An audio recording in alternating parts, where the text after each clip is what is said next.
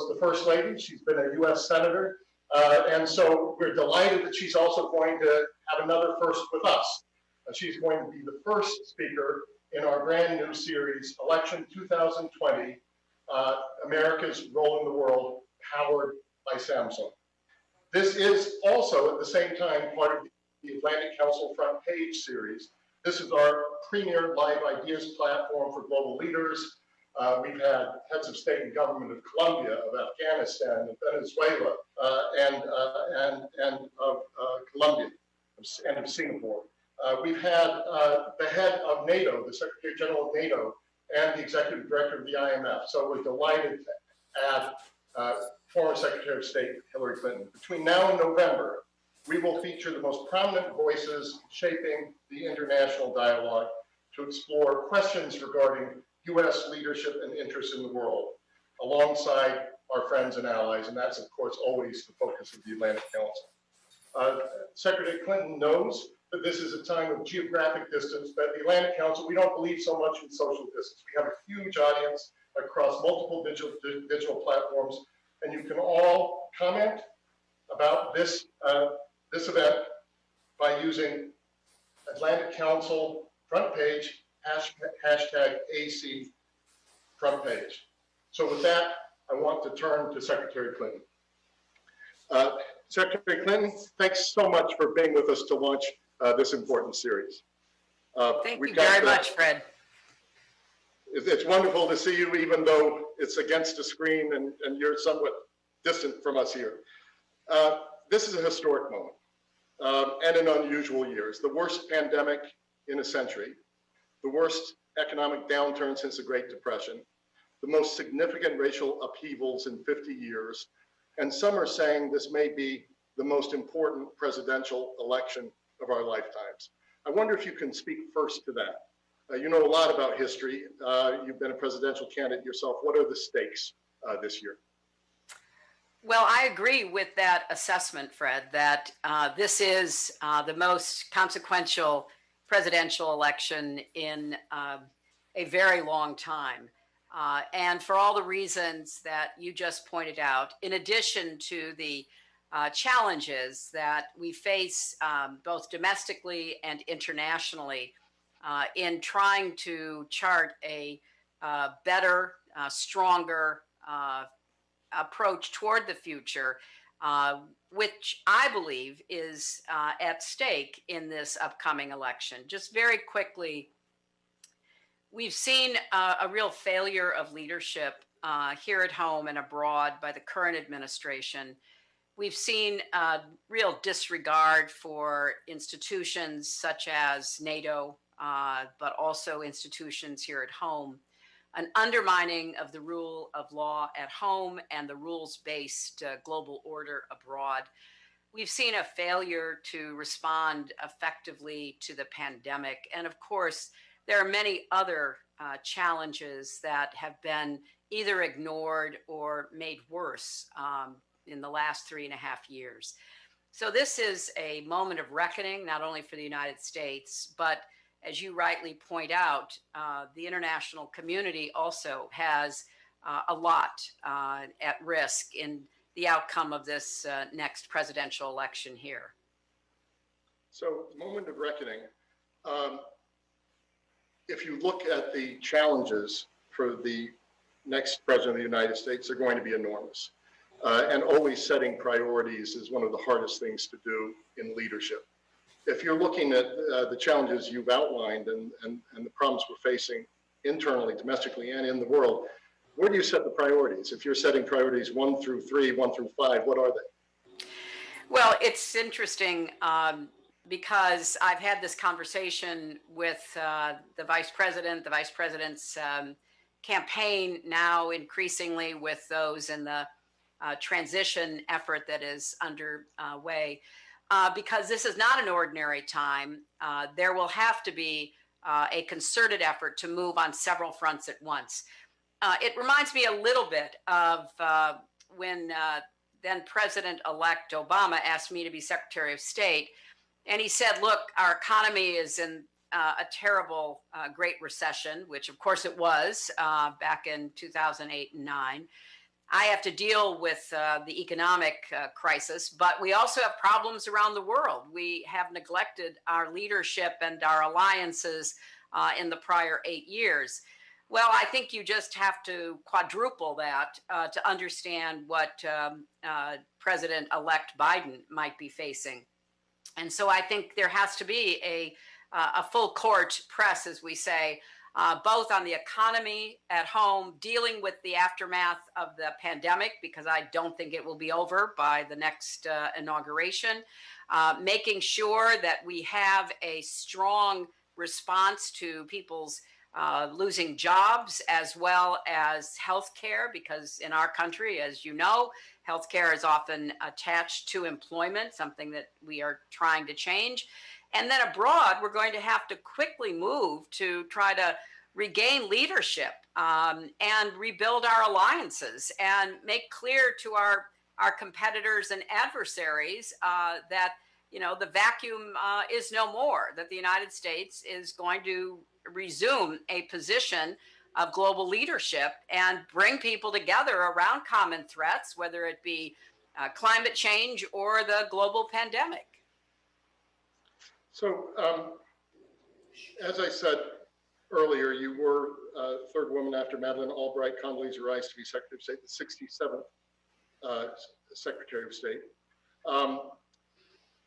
Foreign policy usually doesn't play as big of a role in presidential elections.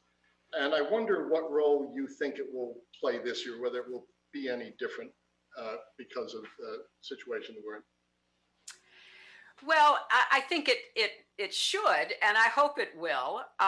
We have some very serious challenges internationally, and I think the press and the public should be demanding answers from the incumbent, Donald Trump, and the challenger, Joe Biden. And I have a lot of confidence in Joe Biden's experience on the international scene. I've worked with him in the Senate for 8 years. I worked with him in the Obama cabinet for 4. So just take a quick look at what we face. We face this global pandemic. We're going to eventually, I hope after only it's proven safe and effective, have a vaccine or more than one vaccine. Then we're going to have to figure out how, working together in a cooperative way, the world can distribute and deliver that vaccine globally so that we really do tame the virus. We're going to have to deal with the continuing interference in our election by Putin and the Kremlin. This is an ongoing threat to our own democracy, but also to other democracies, and it needs to be addressed firmly and finally, rather than allowing it to fester, because we know from recent intelligence reports that the Russians are once again trying to favor and help elect Donald Trump. We need to have a stable, consistent policy toward China, the most consequential of our global relationships. I don't blame the Chinese for filling the vacuum left by the incoherent and inconsistent policies of the Trump administration. But we can't permit China to dominate the Pacific region and beyond and try to substitute its own power and influence for a rules-based global order. And there are many other issues, whether it be climate change or the renewed effort by Iran to get a nuclear weapon, or the unchecked efforts by North Korea, and so much else that we're going to have to pay attention to. So I hope that the incoming Biden-Harris administration will be prepared to move on a number of fronts, domestic and international, simultaneously, because the work is rather overwhelming that needs to be done. Thank you, Secretary Clinton. Because you mentioned Biden-Harris ticket, let's deal with a couple of issues that have been in the news in the last few days that are of quite a bit of importance. As you said, Vice President Biden has named Senator Kamala Harris as his running mate.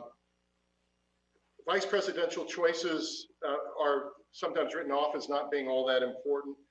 Some people are saying it should be and will be more important this time. for two reasons, many more as well, that she is a woman of color, and Vice President Biden, if there were a second term, and he were running for a second term, would be 81 years old. How important is this vice presidential pick, do you think? Well, I think it's important and it is significant. Having gone through this myself, I mean, you want to pick someone you believe can become president if necessary, someone that you feel would be a good colleague that you can work with and can give increasing responsibility to, and someone obviously who can help you win. And the vice president concluded that Senator Harris checks all those boxes. I think that her incredible energy, her experience, her story, life story will be very compelling in this election. And having both campaigned with her and for her, I have seen firsthand how thoughtful and focused she can be. So I think it's an important and significant choice. I think that the country would be in very good hands with a Biden-Harris administration. And now, you know, we have 80 plus days to try to make sure that we have a free and fair election without foreign interference, so that the maximum number of eligible Americans are able to vote and their votes be counted, so that we are confident in the outcome of the election in November. History has shown that an international event like COVID-19, you really have to go back to the Spanish flu to think of something that consequential, can have huge geopolitical implications. You've talked a bit about how we should respond to it, but in a geopolitical sense, where do you see the opportunity that could be seized, but also what's the danger? Could this accelerate history in a way that many have said, which would actually accelerate the relative decline of the United States? Well, I think that's really up to the United States, and that's why this election is incredibly important in every way I can imagine. You're right, Fred, about the history of pandemics, whether it be the Black Plague in the Middle Ages or the so-called Spanish flu 100 years ago. We've seen the failure of governments to deal with the pandemic. And that is a wake-up call for everyone to understand that we need to both take a hard look at public health processes and institutions within countries, but also internationally. I thought it was a grave error for Donald Trump to attack the World Health Organization and to act as though he could pull the United States out of it, something that is more complicated than he lets on. We should be buttressing the World Health Organization. We should be buttressing Gavi, the vaccine institution that has been set up internationally. We should be having intense diplomatic conversations with health experts, logistics experts, and others about how we are going to finally get to a safe and effective vaccine, or perhaps even more than one, and then manage the distribution of it so that we try to bring the world together around defeating the pandemic, not permit the vaccine nationalism that is taking place right now. So there's a lot of really important work that needs to be done, and the United States has to be in the middle of it. It cannot sit on the sidelines being indifferent or even contemptuous of international efforts and expect that we're going to benefit ourselves as well as lead the world. Because the final point is, you know, we saw a virus jump from Wuhan, China to the United States and Europe and now literally the entire globe. And to think that we can, you know, shut ourselves off and pretend as though we can deal with it on our own is both scientifically and politically and strategically, I would say, false. So I would wish that rather than the behavior we're currently seeing from the Trump administration. We would see a more thoughtful, smart, engaged, cooperative effort, because that's what it's going to take. It took that to eliminate smallpox. We've been working for decades to eliminate measles and polio. It has to be a global effort, and the United States must assume a leadership role, both politically and financially. So something a little bit more like 2008, 2009 in response to the global financial crisis, where the G20 was created. There was a lot of U.S. leadership in cooperation with others at that point. The UK-US relationship was pretty crucial, but so were many others. Is that a parallel one can point to, but do it around public health rather than global finance? Although this could also be a global financial crisis. Yeah, I was going to say, Fred, I think that we're also going to have lingering financial ramifications from the pandemic. We're obviously seeing very slow economic activity, some of the worst in the last 50 years in parts of Europe. And we know what the impact has been here in the United States. And we don't have good data from the rest of the world, but obviously it's had a global impact. So yes, I think that there very well could be a role for the G20 working in conjunction with the UN, with the WHO, with Gavi, with others that are major players in the public health arena, to try to learn from the mistakes that were made. Yes, I think it's fair to say China was not as forthcoming as it needed to be, as transparent and open in the beginning. We also had a unfortunate lack of preparation or even understanding in several countries, including our own.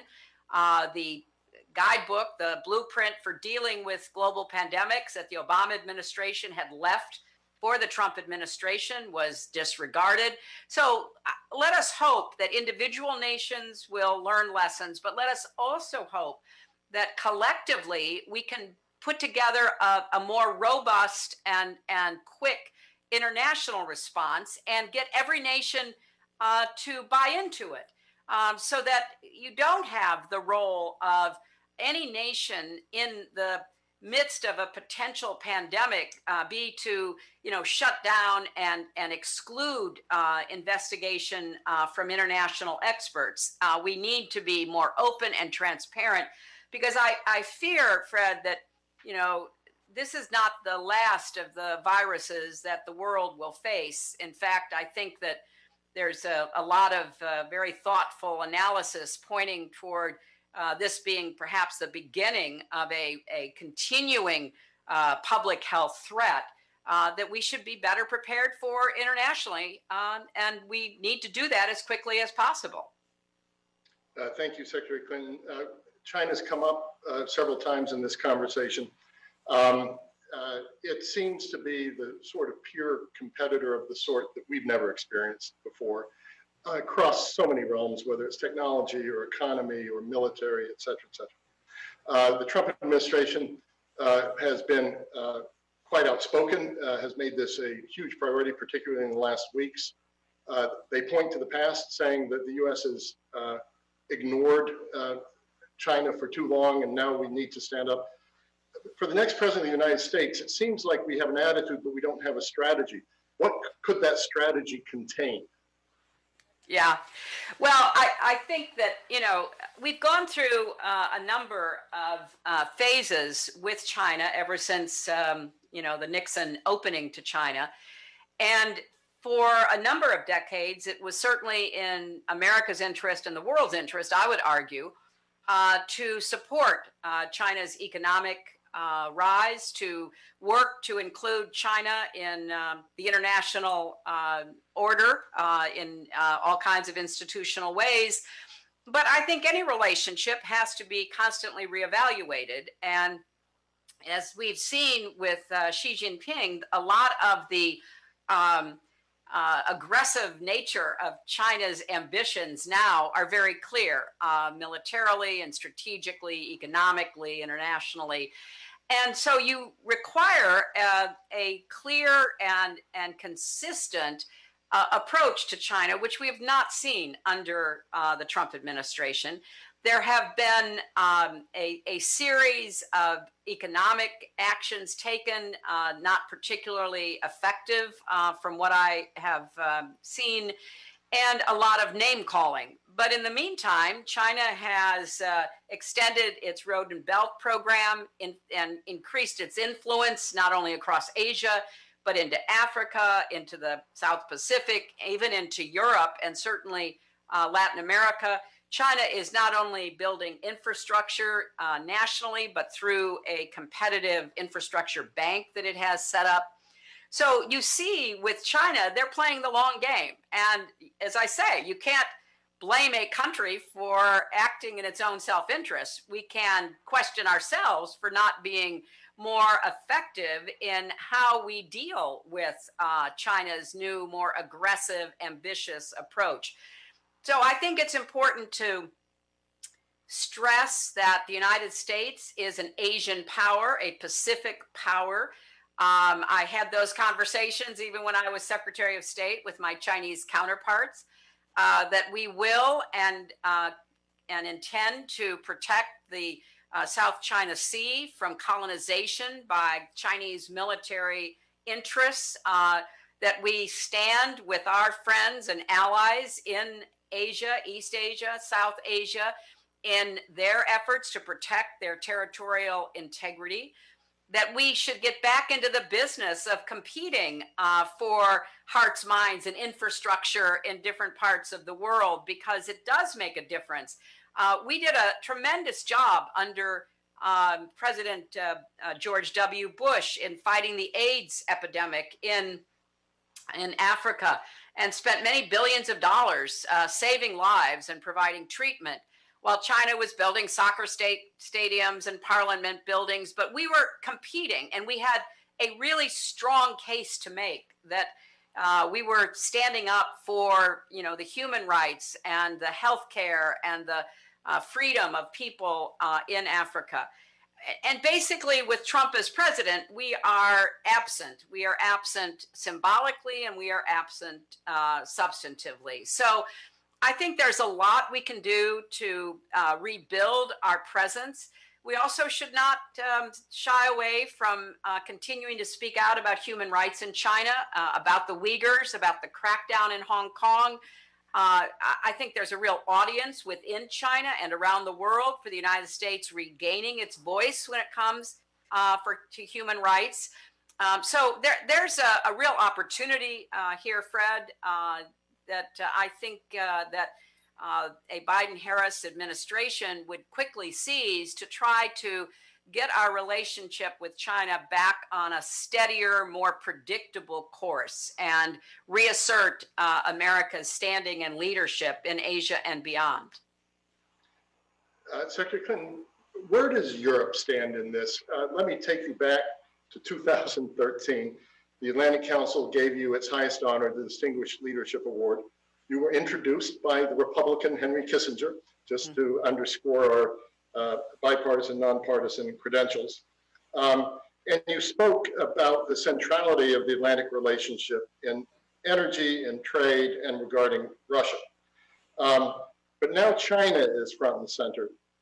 You said America's future is bound up in the future of Europe. Does that remain the case now? Are we just being nostalgic looking back at the transatlantic relationship? Or what role do you think it has in this very uncertain future we're going into? No, I don't think it's nostalgia at all. I think it's realpolitik, to use a term associated with Kissinger. I think one of the great advantages the United States historically has had, which unfortunately we have squandered in the last 3.5 years, is our network of alliances. And there is none that has been more consequential and long-lasting than the Atlantic Alliance. And I believe strongly that democracy is under attack around the world. Governance has not lived up to what people living in democracies have every right to expect. We have a lot of work to do within the Atlantic Alliance to rebuild the democratic pillars of our nations and our interrelationships. I still believe there is an incredibly important role for NATO. The aggressiveness of Russia, as we've seen it in Georgia, Ukraine, the kind of activity we're seeing currently in Belarus, and the kind of threats that Russia has posed to democracies from the Baltics to the Balkans. There is a great deal of work to do between Europe, the United States, and Canada in once again strengthening our democratic alliance and taking a hard look at where we have fallen short, trying to support, as the EU has tried to do, the democratization within countries, which, as we've seen in Hungary and Turkey and elsewhere, even NATO members, has been a bit disappointing, to say the least. So yes, the Transatlantic Alliance should remain at the core of American foreign policy vision and objectives. And I would hope that one of the first things internationally that a new administration does is to reaffirm the centrality of that Atlantic Alliance. We're getting a number of questions in from Twitter. Many of them circle around the whole issue of civil society.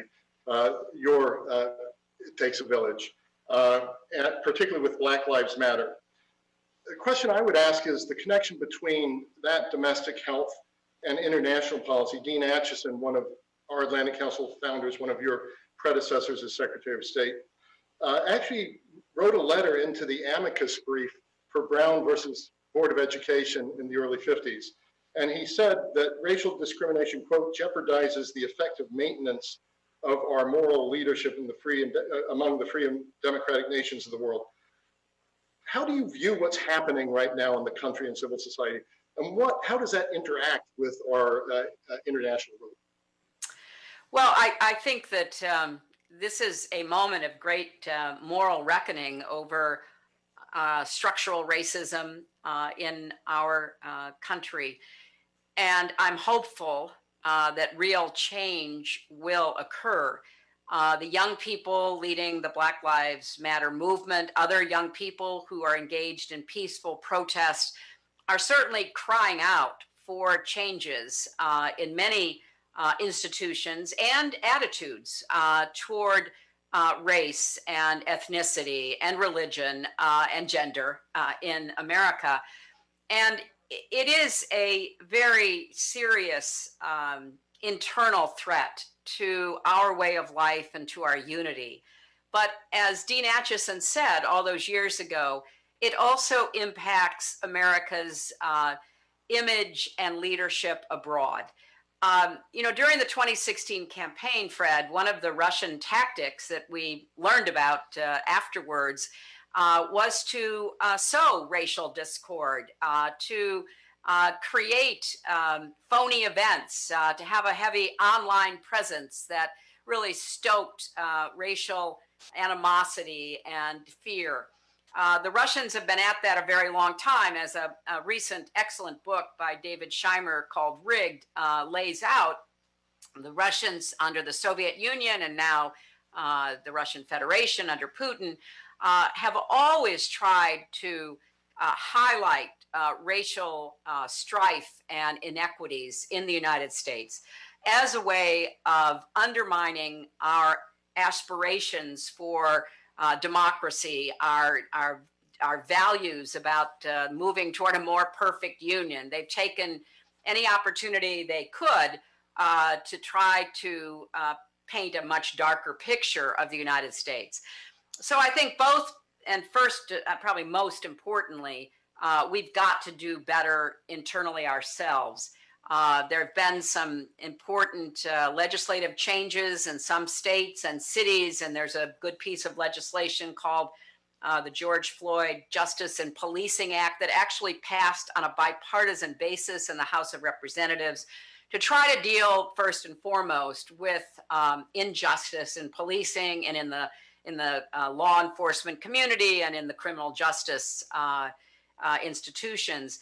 But we've got to go further than that. We have to be honest about the biases that often influence how we treat each other, view each other, whether or not we're willing to make room in more ways in society for more people to have a real shot at their own opportunity and better future for themselves. And so I hope that this moment is not lost. I hope that the kind of campaign Trump is now running, which is a very divisive one, is repudiated in our election, and that we can try to, heal the country by actually taking specific steps to remedy the lingering and deeply, profoundly sad injustices that we still live with. So not to let the moment get lost, heal the country for sure, but at the same time understand that there are foreign actors who will try to exploit our divisions. And so I think that's a really good way to look at it. Right. Another question that's been coming in is about questions coming in about the Middle East. Also in the news, the UAE and Israel are normalizing relations.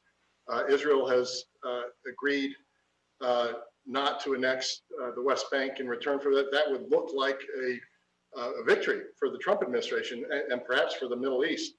On the other hand, we still have a lot of other mess in the Middle East. You've dealt a lot with the Middle East in your lifetime. How do you view this apparent breakthrough? And in general, what role would the Middle East play in another presidency? Is it more withdrawal from the region because it's just not as important to us as it once was, or is it some other approach? Well, with the Middle East, I think we should be grateful to see any progress, no matter when or how it proceeds. And this potential breakthrough is promising. We have to see that it actually takes place and that Israel backs off of its intention to annex the West Bank. And I hope that the normalization of relations with an Arab Gulf power like the UAE will bring some stability to the situation in the Middle East. There are still so many problems that I do not see how the United States can walk away. We've got not only the continuing challenges of Israel's and the Palestinian dilemma of trying to figure out how best to live together with a secure Israel, with an autonomous Palestinian entity, a state. We've got the tragic situation in Gaza, which has, great implications for continuing conflict. We have the collapse of Lebanon. The tragedy of the explosion in Beirut is just beyond words. What happened there, and the loss of not only so much housing and business, but half of the healthcare facilities, the hospitals were wiped out. The port was, destroyed. I feel such a sense of despair for the people of Lebanon, who have been so poorly governed over the last years and have been, a pawn of Syria and its allies and the Saudis and its allies. And I hope that the world, as President Macron called out, will assist Lebanon, but Lebanon has to be governed better. And, the sectarian governance that put, interests of groups far, far ahead of the whole has had disastrous consequences. Look, we still have challenges in Egypt and Libya. in Iraq, Syria, obviously. And we have a changing situation in Iran. When we were talking about China earlier, one of the more interesting and potentially challenging developments is that Iran and China are entering into a military and economic agreement. And I put that directly at the door of the Trump administration that pulled the United States out of the Iran agreement that I began the negotiations for as Secretary of State. And my successor, John Kerry, was able to bring to a very important conclusion to put a lid on the Iranian nuclear weapons program. And so by pulling out, if there were problems, as of course any agreement has, the Trump administration could have sought to negotiate changes that they wished for, but instead they pulled out, giving a green light to Iran to pursue its nuclear weapons agenda. China is now cooperating with Iran. China was one of the countries I had to persuade to vote for international sanctions at the UN Security Council to set the table for the negotiations.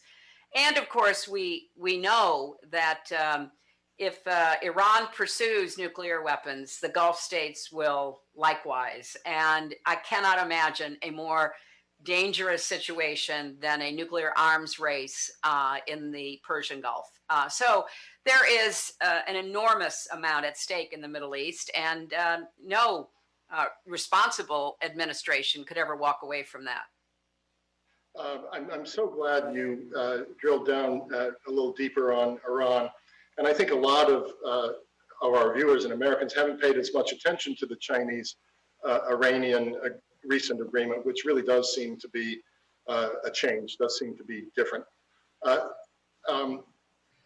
Do you go right back to JCPOA if you're a newly elected President Biden? How do you manage that? Is there a lot of low-hanging fruit you can just pick up, or has the world moved on where you need a totally different strategy? And maybe first on Iran.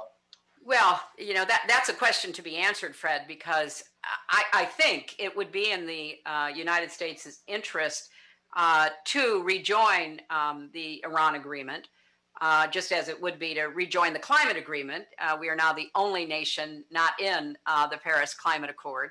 But with respect to Iran, I think it's important for the United States to try to not only rejoin the agreement, but to try to put that lid back on the Iranian nuclear weapons program and keep it firmly on while trying to continue preventing a nuclear arms race with the Saudis or the Emiratis or the Egyptians or whoever else thinks that if Iran has a nuclear weapon program, they should have one too. And I think the best way to do that is to rejoin the agreement. Now, at this point, I don't know whether Iran would be receptive to that. I think they may have moved on. And remember, there was always a conflict between the political and clerical leadership in Iran and obviously the military leadership as to whether or not to put that lid on the nuclear weapons program under the agreement.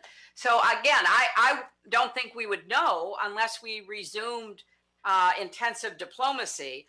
But I don't think it's in Iran's interests to have continuing sanctions against it, even with Chinese support.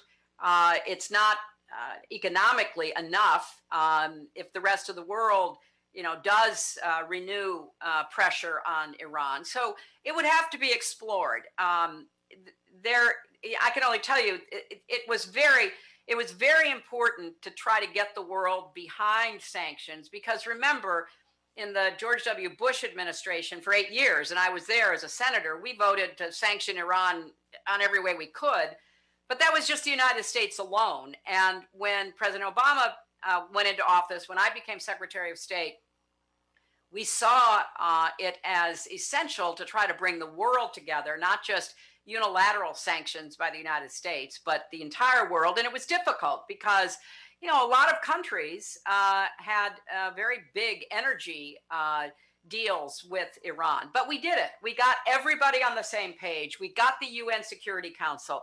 So this is doable, even though, yes, time has moved on and different relationships have developed, but you can't tell how far you can go unless you take that first step. And I would certainly urge a new administration to tackle that as among its many important challenges right off the bat.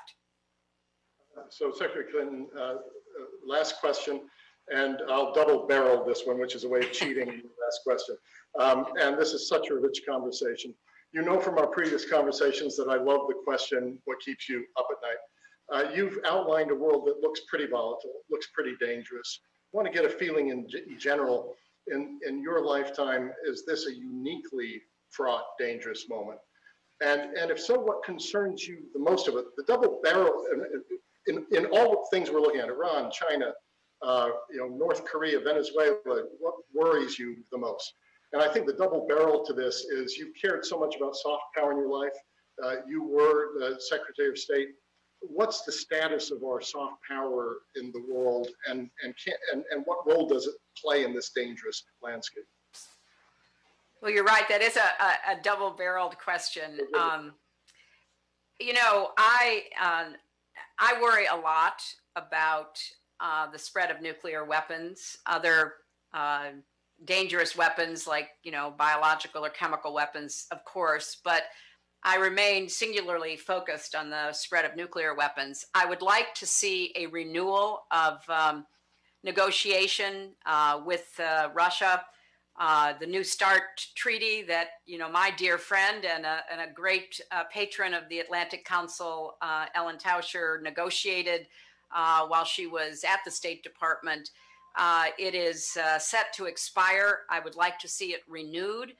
I would like to see there be ongoing dialogue with the Russians over their nuclear weapons program, which appears to have moved into tactical nukes and other kinds of experimental weaponry.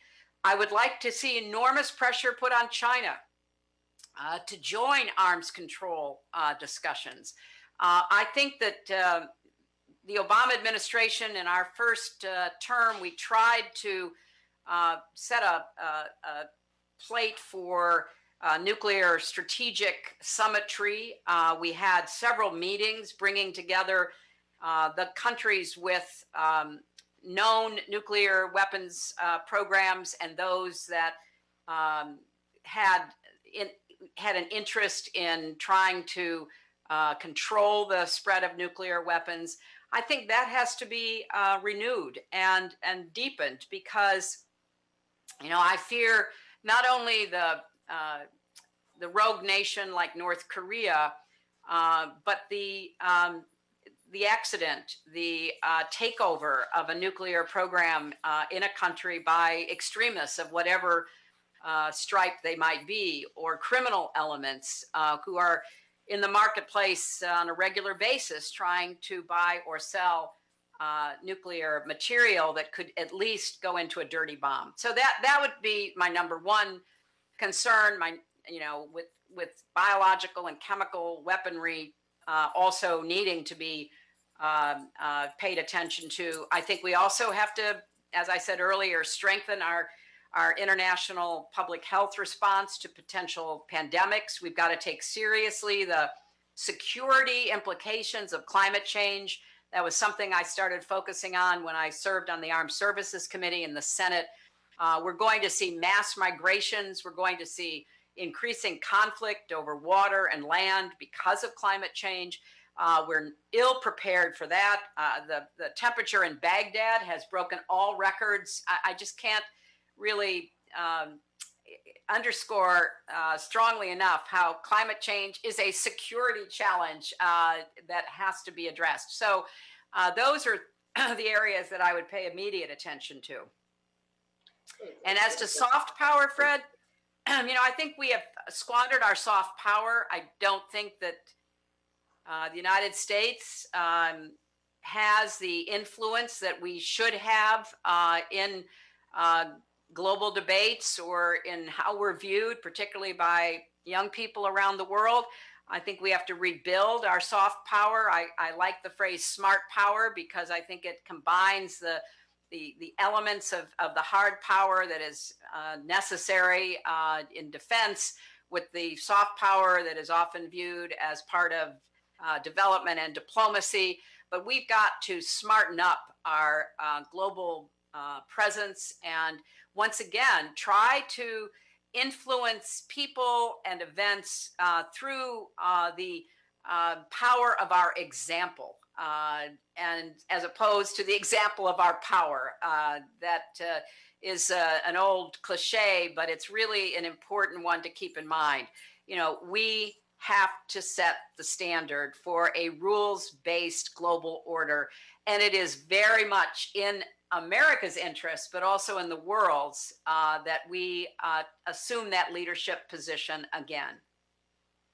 What a terrific close to this opening event of election 2020, America's role in the world, that we have to